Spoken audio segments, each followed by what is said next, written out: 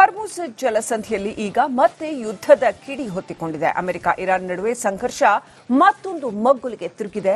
ಅದರ ಬಿಸಿ ಸದ್ಯ ಭಾರತಕ್ಕೂ ತಟ್ಟಿದೆ.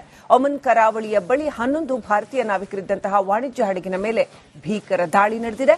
ಇತ್ತ ಇರಾನ್ ಪ್ರತೀಕಾರದ ದಾಳಿಗೆ ಇಳಿದಿದ್ರೆ ಅತ್ತ ಅಮೆರಿಕ ಇರಾನ್ ವಿರುದ್ಧ ಮತ್ತೊಂದು ಸುತ್ತಿನ ಯುದ್ಧ ಘೋಷಣೆ ಮಾಡಿದೆ. ಆ ಬಗ್ಗೆ ಒಂದು ರಿಪೋರ್ಟ್ ಇಲ್ಲಿದೆ.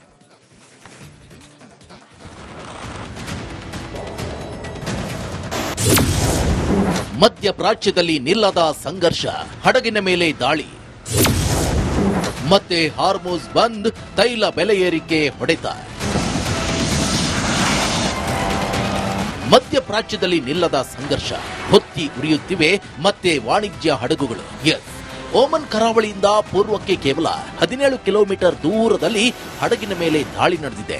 ಸರ್ಪ್ರೈಸ್ ಧ್ವಜ ಹೊತ್ತ MV-GFS ಗ್ಯಾಲಕ್ಸಿ ಎಂಬ ವಾಣಿಜ್ಯ ಹಡಗಿನ ಮೇಲೆ IRGC ದಾಳಿ ನಡೆಸಿದೆ.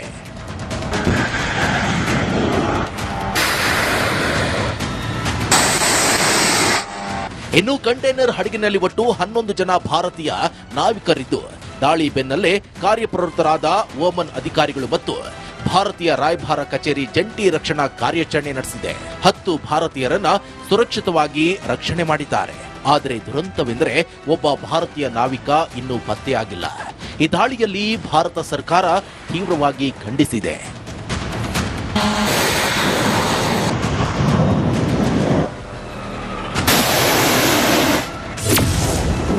ಜಾಗತಿಕ ಯುದ್ಧದ ಭೀತಿ ಮತ್ತು ಇರಾನ್ ಸೇಡು. ಇರಾನ್ ನಡೆಗೆ ಕೆರಳಿರೋ ಅಮೆರಿಕದ ಸೆಂಟ್ರಲ್ ಕಮಾಂಡ್ ಪ್ರತಿ ದಾಳಿ ನಡೆಸಿದೆ. ಅಧ್ಯಕ್ಷ ಡೊನಾಲ್ಡ್ ಟ್ರಂಪ್ ಆದೇಶದ ಮೇರೆಗೆ ಇರಾನ್ನ ದಕ್ಷಿಣ ಕರಾವಳಿಯ ಜಾಸ್ಕ್ ಸೇರಿ ಬುಹೇಶರ್ನ ಹಲವು ಭಾಗಗಳಲ್ಲಿ ಸರಣಿ ದಾಳಿ ನಡೆಸಿದೆ. ಹಡಗುಗಳು ಮತ್ತು ನಾವಿಕರ ಸುರಕ್ಷತೆ ಮುಖ್ಯ ಅಂತ ಅಮೆರಿಕ ಹೇಳಿದೆ. ಇದಕ್ಕೆ ಇರಾನ್ ಕೂಡ ಸುಮ್ಮನೆ ಕೂತಿಲ್ಲ. ಮಧ್ಯಪ್ರಾಚ್ಯದಲ್ಲಿರುವ ಅಮೆರಿಕದ ಮಿಲಿಟರಿ ನೆಲೆಗಳ ಮೇಲೆ ಇರಾನ್ ಬ್ಯಾಲಿಸ್ಟಿಕ್ ಕ್ಷಿಪಣಿ ಮತ್ತು ಡ್ರೋನ್ ಸುರಿಮಳೆಗೆರೆದಿದೆ.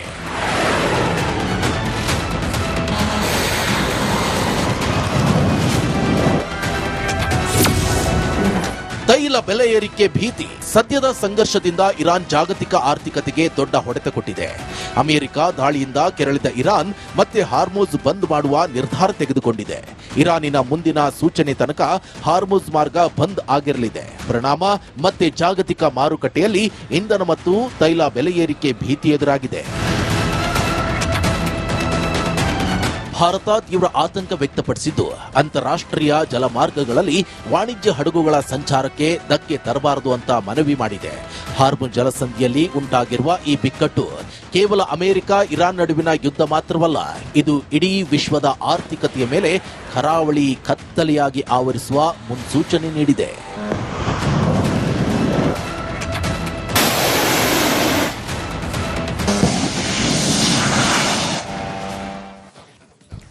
ಹಾರ್ಮುಜ್ ಜಲಸಂಧಿಯಲ್ಲಿ ಈಗ ಮತ್ತೆ ಯುದ್ಧದ ಕಿಡಿ ಹೊತ್ತಿಕೊಂಡಿದೆ. ಅಮೆರಿಕ ಇರಾನ್ ನಡುವೆ ಸಂಘರ್ಷ ಮತ್ತೊಂದು ಮಗ್ಗುಲಿಗೆ ತಿರುಗಿದೆ. ಅದರ ಬಿಸಿ ಸದ್ಯ ಭಾರತಕ್ಕೂ ತಟ್ಟಿದೆ. ಒಮನ್ ಕರಾವಳಿಯ ಬಳಿ 11 ಭಾರತೀಯ ನಾವಿಕರಿದ್ದಂತಹ ವಾಣಿಜ್ಯ ಹಡಗಿನ ಮೇಲೆ ಭೀಕರ ದಾಳಿ ನಡೆದಿದೆ. ಇತ್ತ ಇರಾನ್ ಪ್ರತೀಕಾರದ ದಾಳಿಗೆ ಇಳಿದಿದ್ರೆ ಅತ್ತ ಅಮೆರಿಕ ಇರಾನ್ ವಿರುದ್ಧ ಮತ್ತೊಂದು ಸುತ್ತಿನ ಯುದ್ಧ ಘೋಷಣೆ ಮಾಡಿದೆ. ಆ ಬಗ್ಗೆ ಒಂದು ರಿಪೋರ್ಟ್ ಇಲ್ಲಿದೆ.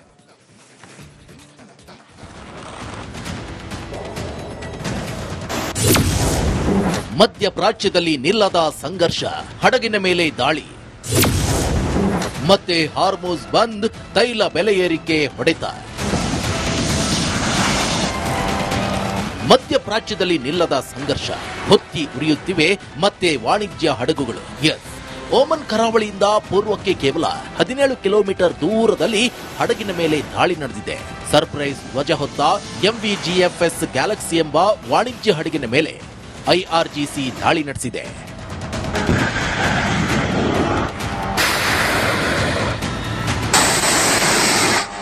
ಇನ್ನು ಕಂಟೈನರ್ ಹಡಗಿನಲ್ಲಿ ಒಟ್ಟು 11 ಜನ ಭಾರತೀಯ ನಾವಿಕರಿದ್ದು, ದಾಳಿ ಬೆನ್ನಲ್ಲೇ ಕಾರ್ಯಪ್ರವೃತ್ತರಾದ ಓಮನ್ ಅಧಿಕಾರಿಗಳು ಮತ್ತು ಭಾರತೀಯ ರಾಯಭಾರ ಕಚೇರಿ ಜಂಟಿ ರಕ್ಷಣಾ ಕಾರ್ಯಾಚರಣೆ ನಡೆಸಿದೆ. 10 ಭಾರತೀಯರನ್ನ ಸುರಕ್ಷಿತವಾಗಿ ರಕ್ಷಣೆ ಮಾಡಿದ್ದಾರೆ. ಆದರೆ ದುರಂತವೆಂದರೆ ಒಬ್ಬ ಭಾರತೀಯ ನಾವಿಕ ಇನ್ನೂ ಪತ್ತೆಯಾಗಿಲ್ಲ. ಈ ದಾಳಿಯಲ್ಲಿ ಭಾರತ ಸರ್ಕಾರ ತೀವ್ರವಾಗಿ ಖಂಡಿಸಿದೆ.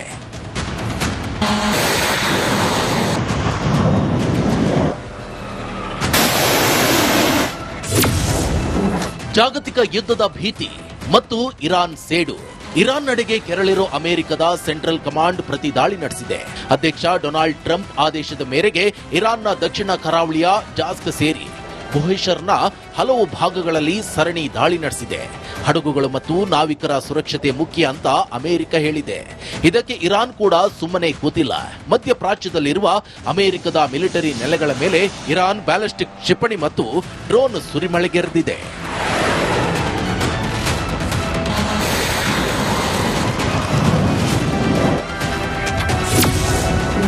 ತೈಲ ಬೆಲೆ ಏರಿಕೆ ಭೀತಿ. ಸದ್ಯದ ಸಂಘರ್ಷದಿಂದ ಇರಾನ್ ಜಾಗತಿಕ ಆರ್ಥಿಕತೆಗೆ ದೊಡ್ಡ ಹೊಡೆತ ಕೊಟ್ಟಿದೆ.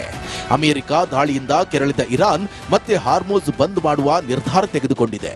ಇರಾನಿನ ಮುಂದಿನ ಸೂಚನೆ ತನಕ ಹಾರ್ಮುಜ್ ಮಾರ್ಗ ಬಂದ್ ಆಗಿರಲಿದೆ. ಪರಿಣಾಮ ಮತ್ತೆ ಜಾಗತಿಕ ಮಾರುಕಟ್ಟೆಯಲ್ಲಿ ಇಂಧನ ಮತ್ತು ತೈಲ ಬೆಲೆ ಏರಿಕೆ ಭೀತಿ ಎದುರಾಗಿದೆ. ಭಾರತ ತೀವ್ರ ಆತಂಕ ವ್ಯಕ್ತಪಡಿಸಿದ್ದು, ಅಂತಾರಾಷ್ಟ್ರೀಯ ಜಲಮಾರ್ಗಗಳಲ್ಲಿ ವಾಣಿಜ್ಯ ಹಡಗುಗಳ ಸಂಚಾರಕ್ಕೆ ಧಕ್ಕೆ ತರಬಾರದು ಅಂತ ಮನವಿ ಮಾಡಿದೆ. ಹಾರ್ಮುಜ್ ಜಲಸಂಧಿಯಲ್ಲಿ ಉಂಟಾಗಿರುವ ಈ ಬಿಕ್ಕಟ್ಟು ಕೇವಲ ಅಮೆರಿಕ ಇರಾನ್ ನಡುವಿನ ಯುದ್ಧ ಮಾತ್ರವಲ್ಲ, ಇದು ಇಡೀ ವಿಶ್ವದ ಆರ್ಥಿಕತೆಯ ಮೇಲೆ ಕರಾವಳಿ ಕತ್ತಲೆಯಾಗಿ ಆವರಿಸುವ ಮುನ್ಸೂಚನೆ ನೀಡಿದೆ.